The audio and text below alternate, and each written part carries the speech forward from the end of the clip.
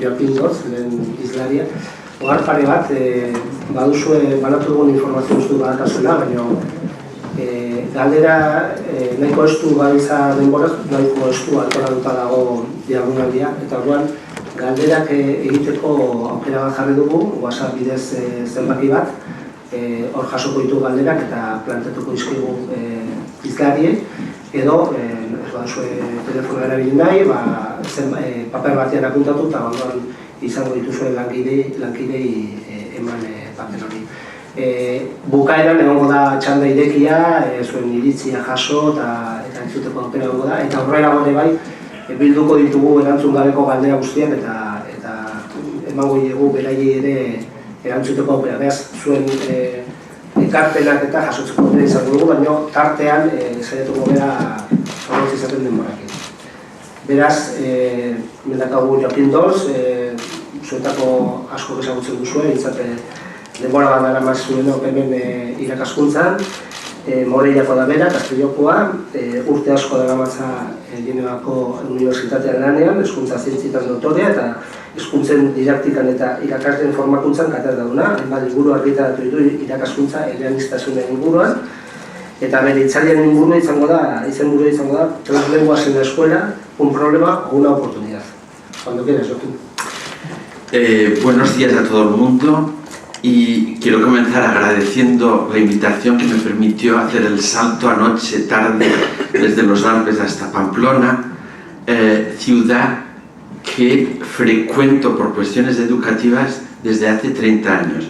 Y mirando las caras, algunos me miraban diciendo, ¿cómo has cambiado? Y yo pensaba, ¿cómo has cambiado? Pero conociendo muchas de las caras y conociendo el interés por el plurilingüismo y por la enseñanza de las lenguas que tiene Navarra y que es importante porque los indicadores educativos en Navarra son un poquito mejores que en otros lugares de Europa, no solamente del Estado español.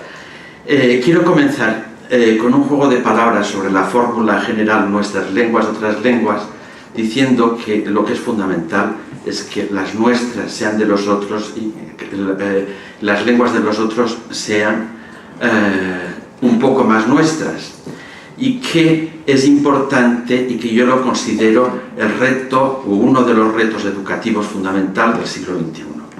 El título de mi intervención, Tres lenguas en la escuela, un problema o una oportunidad, y he comenzado por un chiste en la prensa suiza que salió la semana pasada, quiénes somos, de dónde venimos, dónde vamos, que está también ligado a problemas identitarios y políticos que ustedes conocen y que la consejera brillantemente ha sugerido en su presentación. Yo voy a organizar la presentación en 4 partes, voy a ir un poco rápido porque tengo 45 minutos y podría pasar todo el día hablando, y quienes me conocen saben que tengo palique para hacerlo. Voy a dar un poquitín de seguridad diciendo cómo la investigación en diferentes disciplinas, y aquí hay expertos que lo van a confirmar, hoy pueden afirmar de forma rigurosa que no hay ningún problema para organizar una enseñanza plurilingüe. Los hay, y los vamos a ver, pero en principio estamos en una época en que las investigaciones nos demuestran desde el punto de vista psicológico, sociológico y didáctico que se puede hacer. Y luego les voy a presentar la fórmula del 7, la regla del 7, que es una regla memorística para que el profesorado, los formadores de profesores, quienes trabajan en la enseñanza de las lenguas, retengan cuáles son las 7 reglas que a mí me parecen fundamentales, los 7 factores para organizar correctamente, o tomarlos en cuenta para organizar correctamente la enseñanza de las lenguas. Voy a pasar por algunos sistemas educativos diciendo que hay varios estados y varios, o sea, es un problema en toda Europa, y que en Navarra no estáis en retraso respecto a otros lugares, pero tratando de mostrar cómo la organización inclusive del currículum tiene que tomar en cuenta esos factores, y que va a depender de el sistema, la realidad sociolingüística de los diferentes territorios, lo que va a permitir que funcione o no una enseñanza plurilingüe. Por cierto, yo voy a utilizar siempre plurilingüe cuando hablo del sistema de enseñanza o de las lenguas que uno aprende, que son las podemos contar, y voy a hablar de multilingüismo, las lenguas del territorio, cuando analizo cuáles son las lenguas del territorio. Es distinto porque no hay ningún sistema educativo multilingüe en que están todas las lenguas. Los sistemas educativos son plurilingües, las lenguas enseñadas son contadas. Entonces, este es el plan, y voy a comenzar por los fundamentos psicológicos. No hagan mucha atención a la imagen, que es simplemente de divertimento. En el pasado, en Ginebra, por ejemplo, donde el 50% de la población escolar no es de lengua materna, yo digo lengua primera familiar, el 50% del estado y cantón de Ginebra son niños que vienen de otros países, de otras lenguas, y hay 130 o 140 lenguas diferentes. Lo recuerdo porque Navarra tiene una población emigrante y habrá que hablar de esas cuestiones, ¿no? En el pasado se enseñaba únicamente la lengua escolar y se tenía cierto prejuicio sobre la lengua de origen. Y ahora sabemos, porque está demostrado, que si las condiciones de enseñanza son positivas, que el bilingüismo, entre comillas, llamado adictivo, no produce ningún problema. Al contrario, las neurociencias, todas las investigaciones de neurociencias, nosotros no necesitábamos las neurociencias ni la imaginería cerebral para saberlo, pero ahora se ha demostrado que en selección de la información, en el tratamiento fonético, en la flexibilidad mental, en la gestión simultánea de varias tareas. Prepárense ustedes para el Alzheimer, porque no sé si vamos a cobrar con el retiro o no, pero incluso tiene efectos positivos para los que tendríamos tendencia a pasar al Alzheimer, por lo visto. Y las equivalencias en la traducción, lo cual ayuda también a la descentración. O sea que desde el punto de vista cognitivo, si un padre de familia les dice es que si le enseñan en euskera, es que si le enseñan en inglés, ustedes le dicen, al contrario, los expertos en neurociencias nos dicen que incluso es positivo para prevenir problemas de Alzheimer en la vejez. Es falso hoy en día decir que el bilingüismo produzca retrasos o confusiones. No hay retrasos de lenguaje. Las etapas de aprendizaje, y Thierry Díaz-Zabal, aquí presente, que ha hecho investigaciones sobre el desarrollo precoz del bilingüismo, sabe que las etapas que se siguen son aproximadamente las mismas, y el miedo y las estrategias para evitar el bilingüismo hoy sabemos que no están justificadas. No digo nada nuevo, ustedes lo saben. Los fundamentos sociolingüísticos, y aquí en Navarra ustedes cuentan con sociolingüistas de prestigio, van a decirles que todo depende de la vitalidad de los usos, y efectivamente la vitalidad del uso del euskera en la ciudad de Pamplona, pues yo solamente llegar he oído un poquitín, he oído sobre todo el castellano, solamente en los ambientes educativos. Cuando he llegado aquí empezaba a escuchar el euskera. O sea que la vitalidad de los usos de momento no es idéntica, y sea cual sea la lengua, la vitalidad va a tener un efecto, pero también el estatuto, y nuestra consejera, no sé si continúa estando en la sala, decía con razón que una de las lenguas es minorizada y minoritaria, entonces hay que protegerla justamente porque el estatuto no es el mismo si queremos desarrollarla. La proximidad y la distancia entre las lenguas, y ahí tenemos un problema, que no es un problema, pero es un problema, la distancia, la diferencia entre el castellano y el euskera para los niños de lengua primera castellana que tienen que aprender el euskera es mayor, y juega un papel. Juega un papel, pero es un papel más limitado de lo que se piensa. ¿Por qué? Porque nosotros que tenemos la experiencia del aprendizaje del francés en niños de lenguas muy distintas, Sí que en los primeros pasos las cosas no siempre ocurren exactamente de la misma manera, pero si las cosas se hacen bien, a pesar de la distancia, o sea que es un conjunto de factores lo que va a tener una influencia. A mí me preocupa sobre todo el factor de las representaciones sociales más que el de la distancia o la proximidad entre las lenguas. Es verdad que entre el francés y el castellano la proximidad es muy grande, es mucho más fácil, pero si hay un prejuicio, una visión negativa sobre la lengua, entonces es mucho más difícil. Lo digo porque yo soy valenciano y en Valencia, yo soy de pueblo, nunca, o sea, hay una filosofía de los que somos de pueblo que tal vez sea un poquito indistinta, que no siempre tiene mucho prestigio, que se puede, también se puede tener prejuicios sobre ese tipo de filosofía, sobre que ahora los ecologistas la restituyen, pero en tierra natal hay unos prejuicios enormes sobre el catalán, que no se le quiere llamar catalán, aunque sea catalán, y ese tipo de cosas dificulta muchísimo el trabajo de los profesores. Lo dificulta porque la condición para aprender una lengua es tener un sentimiento positivo sobre la lengua. Y la cuestión de los afectos juega un papel fundamental. Si los padres tienen una visión negativa de la lengua, si la sociedad teóricamente la aprecia, pero en realidad no la aprecia tanto, o se tienen prejuicios, si uno es anglófono, tomen ustedes el caso del alemán en la comunidad, la parte francesa de Suiza. No siempre se tiene una visión positiva del alemán y algunas veces los niños aprenden con mayor facilidad el inglés que el alemán. Voy a decir que la sintaxis es más simple la del inglés. Yo creo que sobre todo porque se puede tener prejuicios o una representación negativa sobre la lengua.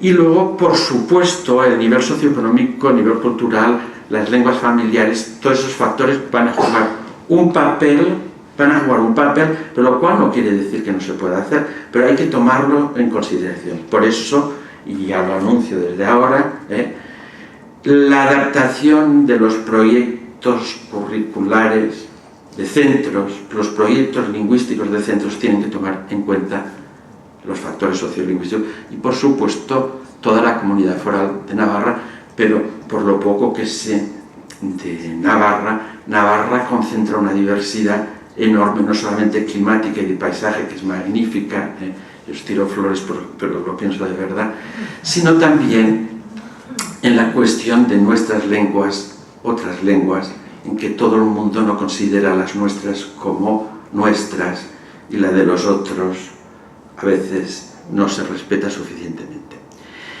Pero lo mío es la educación. Yo soy de los que pienso que lo que transforma a la persona es la educación.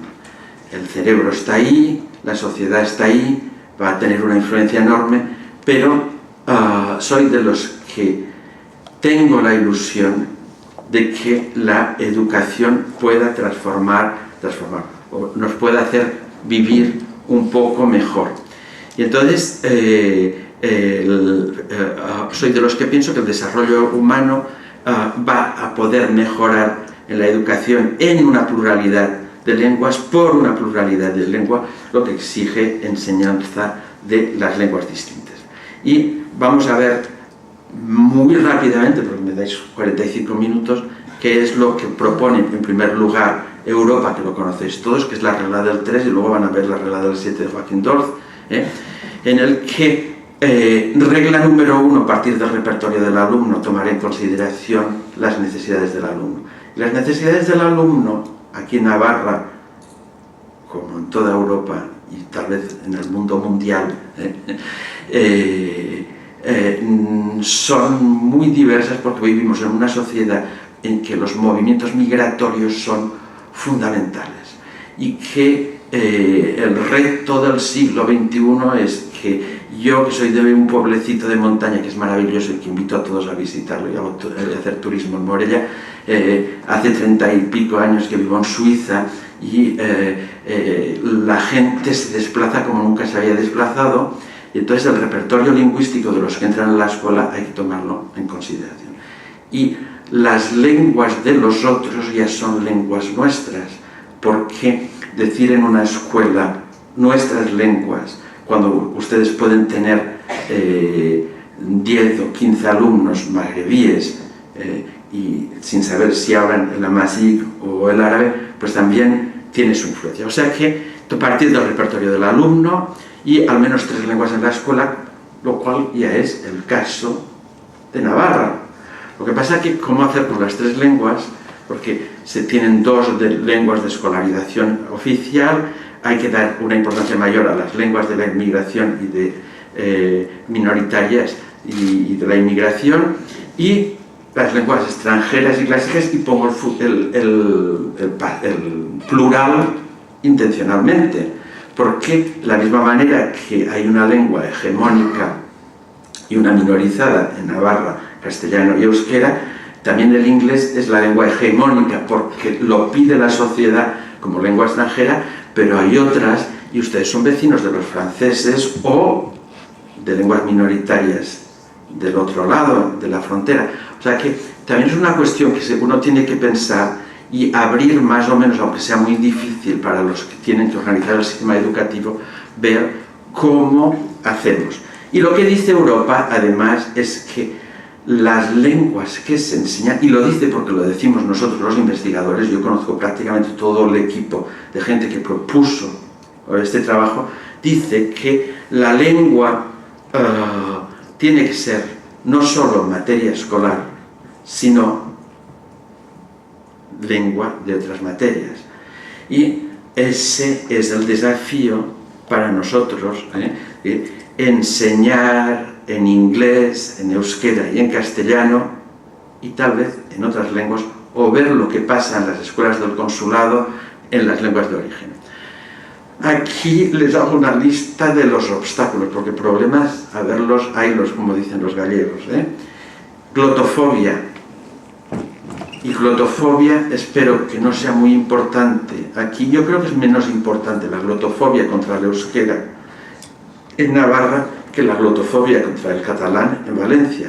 Pero es triste porque una lengua, yo con las lenguas que sé, no, hombre, algunas veces haciendo bromas tengo una picada viperina, pero es claro, las lenguas sí que pueden hacer un poquitín de daño, pero vaya, las guerras no vienen de ahí. La inseguridad lingüística, la inseguridad didáctica del profesorado, la ausencia de articulación entre las lenguas, cómo hacer para enseñar a leer en 3 lenguas diferentes.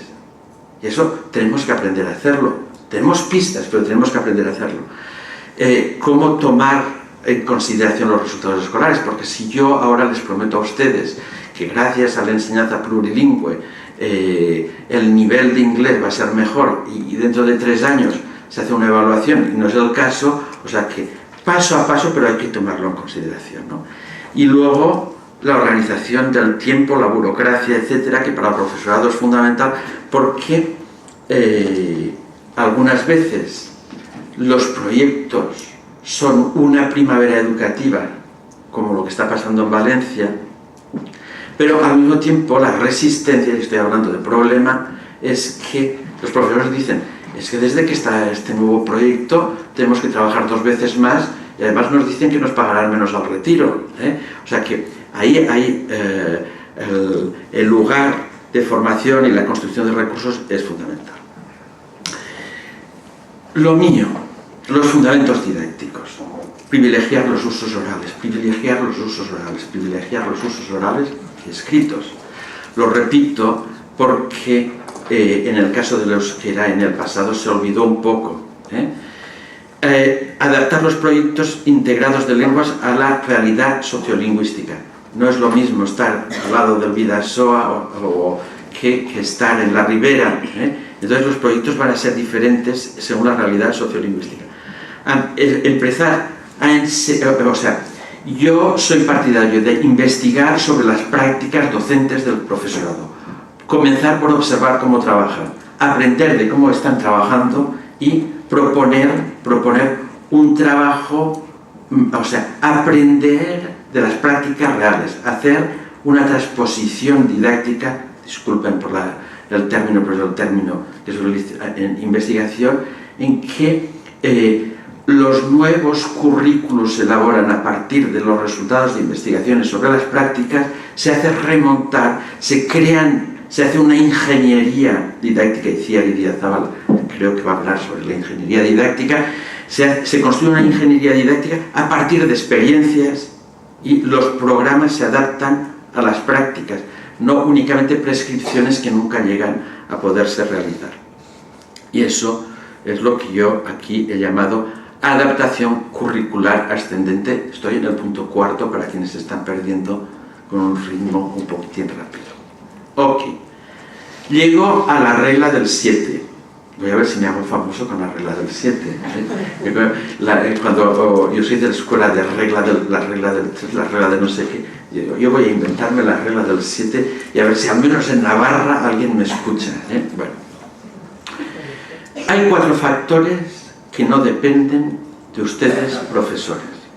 Por eso la política lingüística, y la política lingüística también es política de establecimiento escolar, de centro escolar, tiene que adaptarse a las realidades.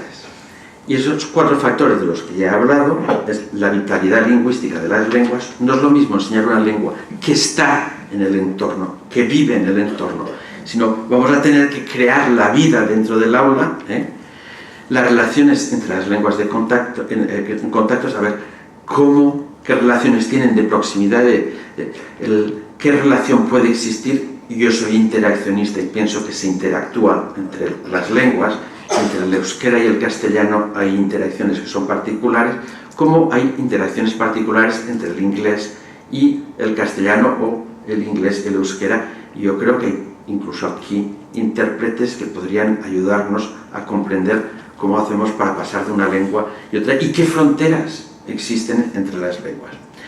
Y luego, pues las actitudes, las representaciones y el nivel socioeconómico, cultural de las lenguas, porque en la escuela se desarrolla la cultura, la literatura, y el aprendizaje no se limita a decir buenos días y a producir algunos actos de lenguaje básicos, es mucho más complicado que eso. Pero luego están los 3 factores que vamos a ver dentro de la escuela. El primero depende del perfil lingüístico de cada uno de los alumnos y el nivel de integración. El segundo, el lugar atribuido en las lenguas en el sistema escolar, y el lugar atribuido en las lenguas en el sistema escolar debería tomar en consideración los 4 factores precedentes. Es decir, que si yo estoy en Zumaya, estoy hablando de Euskadi, o si yo estoy en Estella, y ahí hay investigaciones que lo dicen, no voy a organizar la enseñanza del euskera exactamente de la misma manera, aunque pueda trabajar en los 2 lugares en un sistema inmersivo, y puede haber inmersión en varias lenguas, pero eso se tiene que organizar en el proyecto curricular de centro. Y luego, por supuesto, las competencias profesionales y de formación docente. Competencias que son lingüísticas, y lo que nosotros decimos es que una base de conocimiento de la lengua es importante. Por ejemplo, para enseñar el inglés, claro, si uno no llega a tener un mínimo de conversación en inglés y es profesor de inglés, mal andamos. Yo tenía el profesor de francés en mi pueblo, que era el cura, porque no mandaban profesor en aquella época Morella, que no había estado nunca era el cura del pueblo que nos daba las clases de francés, y además una persona deliciosa, magnífica. Pero lo que aprendimos era a leer y a escribir, porque él no sabía hablar en francés. Entonces, claro, si él no sabe hablar en francés y entonces no teníamos medios técnicos para escuchar el francés, pues yo cuando llegué a Suiza leía y escribía y no comprendía nada. A los primeros días yo me acuerdo que no comprendía. Y sobre todo cuando yo hablaba, nadie me comprendía. Okay. Nos hemos comprendido entre nosotros. Lo que estoy diciendo es que las competencias lingüísticas, una base es necesaria, pero sobre todo las competencias didácticas. Y juegan un papel más importante. Y tenemos medios para compensar la ausencia. O sea, me da igual que sean euskaldun zarras que euskaldun berris. Si saben hacerlo bien, los chavales van a aprender el euskera. Ok. Entonces, en otros países no penséis que Suiza es la panacea, no lo es un país en el que el plurilingüismo se apoya, pero la lengua que cuenta es la del territorio. Por ejemplo, en Ginebra es el francés y por obligación las otras lenguas del país, pero es un país que no, o sea, es un laboratorio para que todo se pueda hacer y hay límites y no todo se hace tan bien como se desearía. Por supuesto, los centros que funcionan mejor son aquellos en que el inglés y el alemán se enseñan también como materias escolares. Ahí está seguro. Las fronteras lingüísticas están marcadas. Se llama el Röstigraben, que es un plato diferente a la tortilla de patatas, pero que marca las diferencias.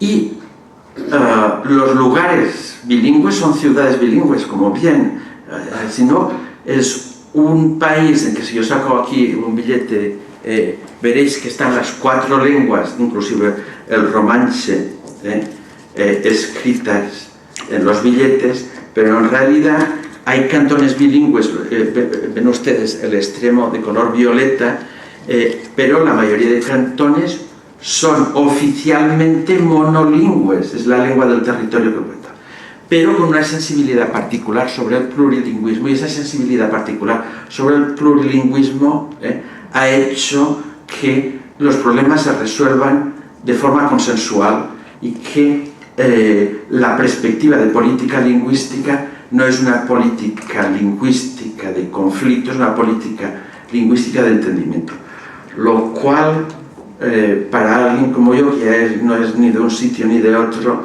digo, aquí tal vez nos falta un poquitín, o sea, a ver si los navarros, los valencianos, los catalanes nos hacemos un poquitín más helvéticos en la forma de solucionar los problemas. ¿Por qué? Porque la educación exige que la colectividad tenga una base de entendimiento, y yo creo que la prioridad sobre esa base de entendimiento aquí en Navarra existe desde hace tiempo, y con los gobiernos sucesivos, al menos un interés general por las lenguas, yo lo he podido apreciar en gobiernos sucesivos, y estoy encantado de que se intente dar un salto cualitativo más. Esos son mis pies entre Suiza y Francia, que lo paso todos los días, y es para decirles hasta qué punto las fronteras desaparecen, que las fronteras lingüísticas existen pero son muy imaginarias, y que actualmente lo que nosotros decimos, tanto desde el punto de vista sociolingüístico como didáctico, en que se trabaja por redes y que uno puede ser hablante de diferentes lenguas según las redes. Yo practico poco el castellano porque vivo en Suiza y porque cuando vengo aquí estoy en un territorio donde hablo más otras lenguas, pero tengo redes en las que utilizo únicamente el castellano, como redes en las que utilizo únicamente el inglés, y que hay que tomar la cuestión de las fronteras lingüísticas en una situación en que los medios técnicos nos permiten vivir de otra manera.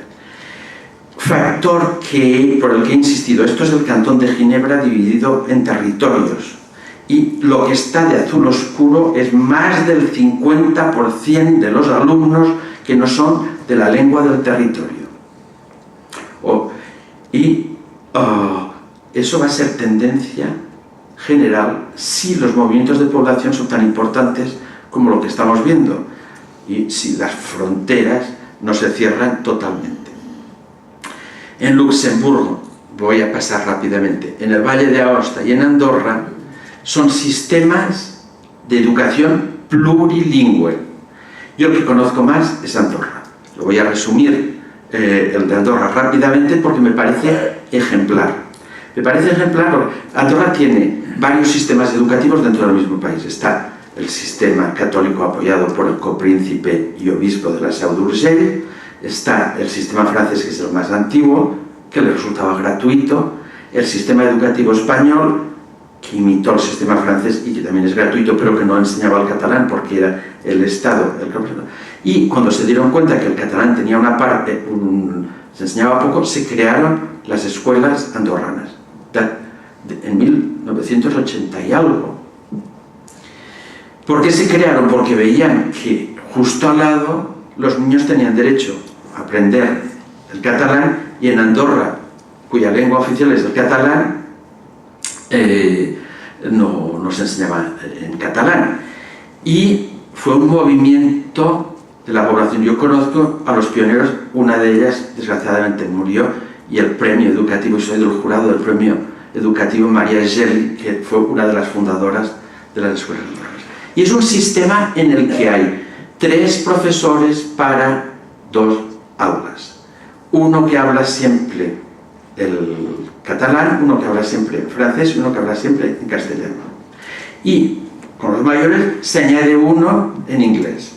Problema que tiene una población emigrante portuguesa importante, que van a las escuelas españolas, que es una curiosidad eso. Van más a las escuelas. Pero el sistema funciona porque el currículum se construyó a partir del trabajo de los profesores. Claro, es un sistema, hay 7 centros educativos en primaria y 3 en secundaria. Es un país pequeñito, pequeñito. Pero yo creo que los países pequeñitos, y Andorra no es en Navarra no es tan grande, tienen la posibilidad de hacerlo mejor porque hay una organización de proximidad. Esa organización de proximidad permite una adaptación mayor. Y yo tengo una visión positiva de su sistema educativo. Tengo una visión positiva del sistema educativo en Navarra.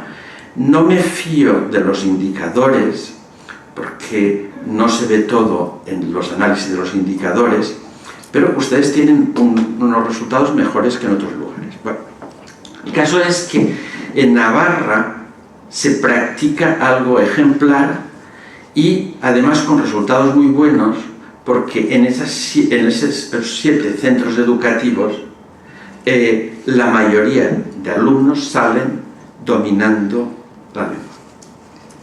Me quedan 10 minutos, controlo el tiempo perfectamente, no se preocupe, que vamos a llegar a donde quería llegar. Pero un momento de pausa y miran el Sermat que acabo de pasar anoche. Bueno, no exactamente el Sermat, los Alpes, teníamos con el cielo despejado una visión preciosa de los Alpes. En Suiza las cosas han sido también bastante tardías. Fíjense que ahí voy a hablar no solamente de los territorios, sino de lo que se está haciendo, porque a mí me han pedido hablar de por qué no 2, sino 3, pero el tercero, como las relaciones amorosas, puede ser una multitud. Y el tercero en Suiza son las lenguas de la inmigración, porque el tercero en Ginebra es del 50%. Ese tercero, que no es únicamente el tercero. Por supuesto, todo el mundo quiere aprender el inglés, vamos a enseñar también el inglés, pero hay un tercero que se esconde, que es el tercero de las lenguas de la inmigración. Claro, si hablamos del repertorio de lenguas de los alumnos y nos olvidamos, y esos ya no son los nuestros y no entran los de los otros, pues ahí es un peligro terrible. O sea que tenéis que anticipar que en Navarra tendremos las tradiciones, el patrimonio lingüístico histórico, pero hay un patrimonio lingüístico nuevo que es una riqueza, que son las lenguas de los otros que están llegando. Bueno, y entonces se ha defendido las lenguas territoriales desde el 91, francés, alemán, italiano, romanche, son las lenguas vehiculares según los cantones, y es solamente en 2011 que las leyes establecen un currículum integrado de lenguas, y estamos en el mismo movimiento que ustedes, que es el de tratar de integrar es hacer dialogar las lenguas, porque no se trata únicamente de tener cursos de inglés, de alemán, sino ver cómo lo hacemos para que lo que se haga en una lengua enriquezca las otras lenguas. Y yo considero, y vuelvo con la regla del 7, hoy va a ser todo el número 7 mágico, pero simplemente una ayuda para memorizar a gente mayor como yo que empieza a perder la memoria. Por suerte he aprendido varias lenguas y voy a perderla menos que otros. No sé si es verdad o no. Si yo les digo a ustedes, y es un atrevimiento, porque viendo su consejera de educación vestida de rojo, ella sabe tanto o más que yo. En primer lugar, el establecimiento de las disposiciones legales para que sea posible esa enseñanza de nuestras lenguas y de las lenguas de los otros. Eso es importante porque el Tribunal Constitucional está siendo utilizado para cuestiones de ese tipo. No me lo hubiese imaginado nunca en la vida cuando yo lo voté hace años, pero es lo que hay, Y el profesorado tiene que estar protegido, porque si está trabajando por el bien de los alumnos y luego le declaran que lo que está haciendo no es conforme con la ley, pues es muy delicado, la verdad. Adaptar la organización de los centros a la diversidad sociolingüística. Y ahí el profesor tiene que ser, además, un órgano, o los equipos pedagógicos tienen que trabajar en ese sentido. Tomar en consideración los repertorios lingüísticos y los resultados escolares en las tres lenguas. Importante porque las evaluaciones sobre el conocimiento de las lenguas no deben hacerse para compararse Navarra con Andalucía, Navarra con Luxemburgo. Puede compararse, pero lo que es importante es que la evaluación ponga en valor, evaluar es valorar lo que ya saben los alumnos, y si hay lagunas o obstáculos que se tomen en consideración para dar recursos para que se mejoren las cosas o para transformar la forma de trabajar. O sea que la evaluación tiene un carácter formativo también, aunque sea del sistema total. Y yo aquí, y en Navarra voy a permitírmelo porque vengo de una tierra de origen carlista y muy católica como Navarra, las cosas cambiaron mucho, pero en lo que yo no he cambiado para nada es en pensar que la educación está basada en valores. Y estoy en un cantón calvinista que marca mucho la autonomía del alumno. Y yo siempre les digo, acentuar la socialización del alumno, porque los dos valores son importantes, pero por tradición inclusive histórica se puede acentuar más uno que otro. Entonces, ¿cuáles son los 4 valores que a mí me parece que la enseñanza plurilingüe tiene que tratar? 1, la cohesión social, evitar los grupos lingüísticos, o sea, ver cómo enseñando las lenguas trabajamos también por la cohesión. Y la sociabilidad, la posibilidad de diálogo entre los unos y los otros en mayúscula, otros con la alteridad. La preparación para una educación ciudadana, que no tiene, o sea, no sé por qué se boicoteó la educación ciudadana, no lo he entendido nunca, Y la educación intercultural, sabiendo que entre nuestras lenguas también hay aspectos culturales que exigen un diálogo, porque detrás de una lengua hay cultura. Estoy mirando a una poeta que admiro, y entre la poesía en euskera y la poesía en castellano también hay un diálogo, o sea que y también es intercultural ese aspecto. Repartir equilibradamente las 3 lenguas en un currículum abierto, digo 3, y algunas veces son más que 3, porque tomar en cuenta las lenguas de origen de los emigrantes un poco más que 3, y si en el bachillerato hay lenguas como latín, es más que 3, pero bueno, es el proyecto educativo del centro el que va a ver cómo el currículum se organiza, y dar un soporte, señora consejera, no sé dónde está, por favor, mantenga, estoy seguro que lo hace, un soporte a las innovaciones específicas para que sean rentabilizadas por el conjunto del sistema, y una formación docente ascendente. Esos son los consejos que yo me permito recordar. Y para terminar, voy a decirles ¿qué es lo que sabemos los investigadores? Lo digo a toda velocidad, lo cual puede dar la impresión de que no haya detrás un trabajo serio, porque no estoy dando citas, pero podría rellenar mis transparencias de autores y de investigaciones muy serias. Tenemos 3 generaciones de investigaciones en didáctica de las lenguas que permiten afirmar que la lengua primera, la lengua materna, o las lenguas primeras familiares, porque hay familias que hablan en más de una lengua, se desarrollan a pesar de la escolarización en otras lenguas. Díganlo alto y fuerte. Por escolarizar en euskera no se pierde para nada el castellano.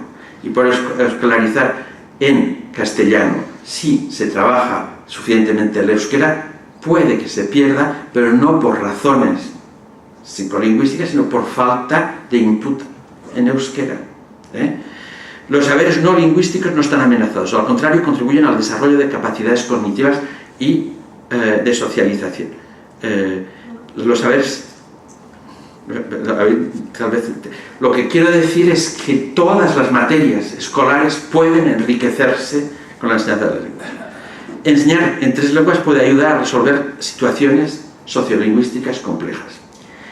Yo no estoy en política ni quiero estarlo, pero creo que un proyecto colectivo sobre las lenguas puede ayudar, educativo, puede ayudar a resolver situaciones sociolingüísticas complejas.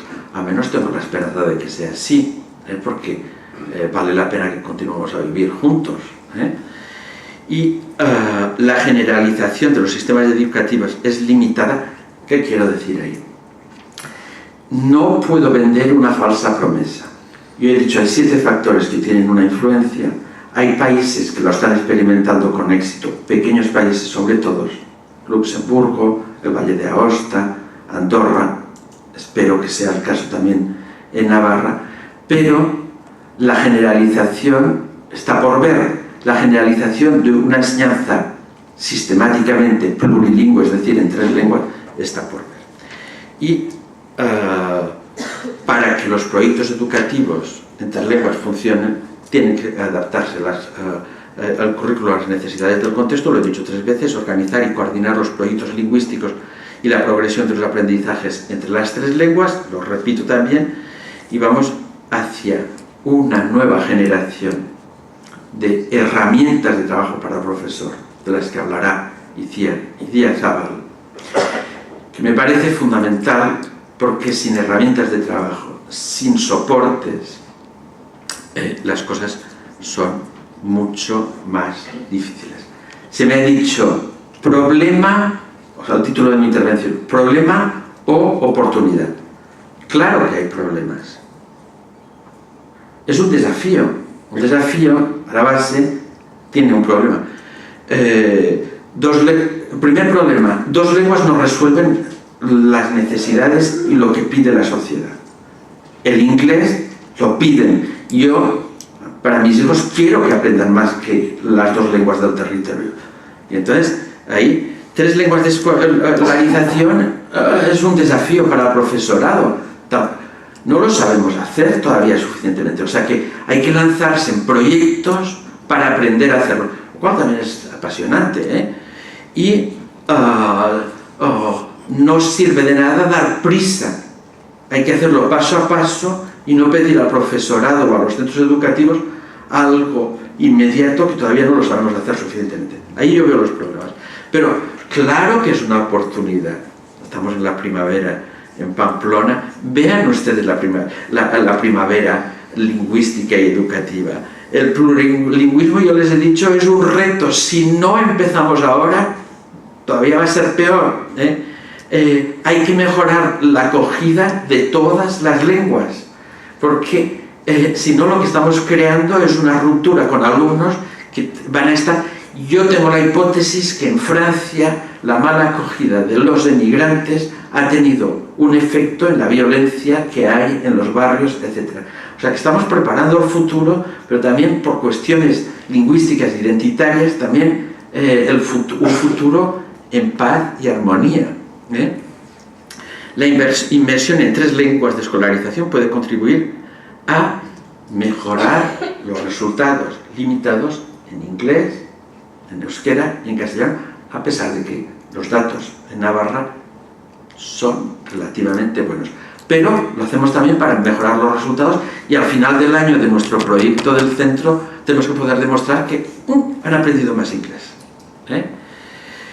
Y cuarta oportunidad, espero que no haya pasado mucho tiempo, que es la última y termino, es que entrar en un proyecto apasionante de innovación debería movilizarnos a todos los que creemos aún en el futuro, a pesar de estar en un contexto en el que a veces tener una visión esperanzadora es difícil.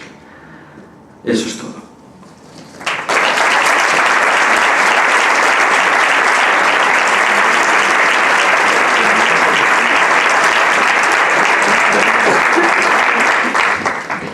Gracias, Joaquín. Ha habido varias preguntas que nos han llegado y muchas tienen que ver con las cosas, por supuesto, que has comentado sobre tratamiento de lenguas. Se pueden juntar en varias preguntas en una sola y bueno, a pesar de que intentaremos que se respondan a todas y para eso utilizaremos... Si no me las mandáis luego y respondo por escrito. Eso es. Pero hay una que, bueno, me interesaría que si puedes que la contestaras, aunque fuera brevemente, pero se habla de la regla del 7, has dicho que el cerebro educativo tiene que adaptarse a los 4 factores externos, pero entre ellos están las actitudes y representaciones. Si existen unas posiciones negativas hacia alguna lengua, ¿cómo debería adaptarse el centro? ¿O puede el centro ser un agente de cambio de actitudes? El centro, claro que puede ser un lugar de cambios de actitudes. Eso seguro. Yo creo que el proyecto curricular de un centro tiene que planteárselo eso. Es una cuestión casi de seducción.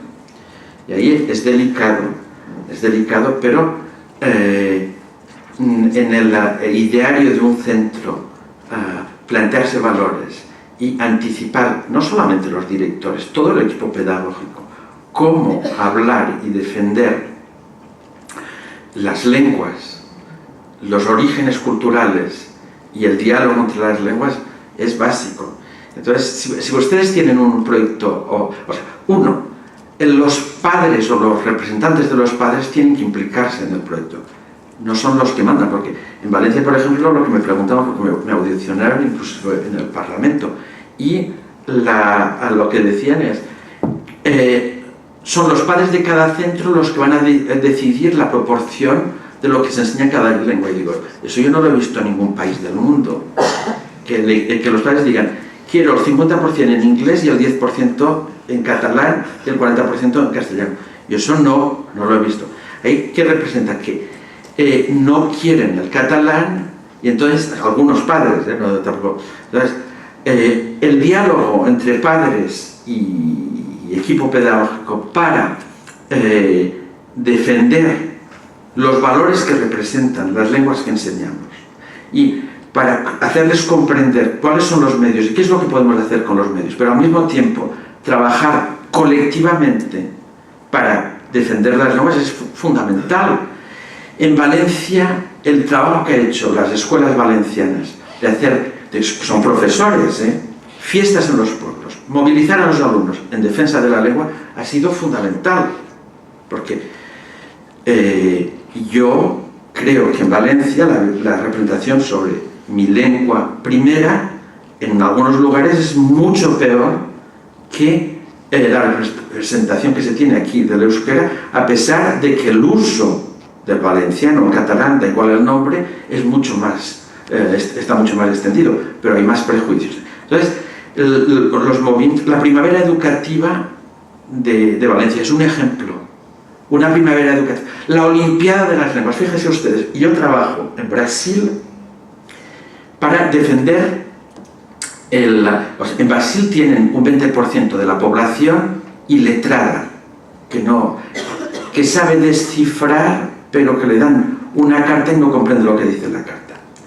Y yo he entrado en un lío que es organizar una cosa que se llama la Olimpiada de la Lengua Portuguesa, que ha movilizado el año pasado creo que fueron 4,5 millones de alumnos, el año pasado, bueno, es un país de 200 millones, pero ha tenido un efecto muy positivo y es un concurso de redacción. Yo aquí hace años que digo, organicen ustedes la Olimpiada de las Lenguas en Navarra o en...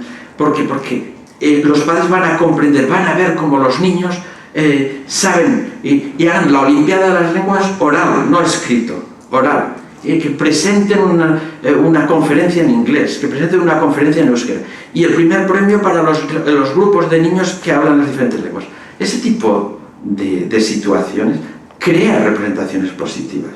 Y los profesores tienen el papel de enseñar la lengua, pero tienen también el papel de ser animadores del uso de las lenguas, creo yo. Al menos eso tiene un efecto. Lo que les puedo decir es que puede tener un efecto.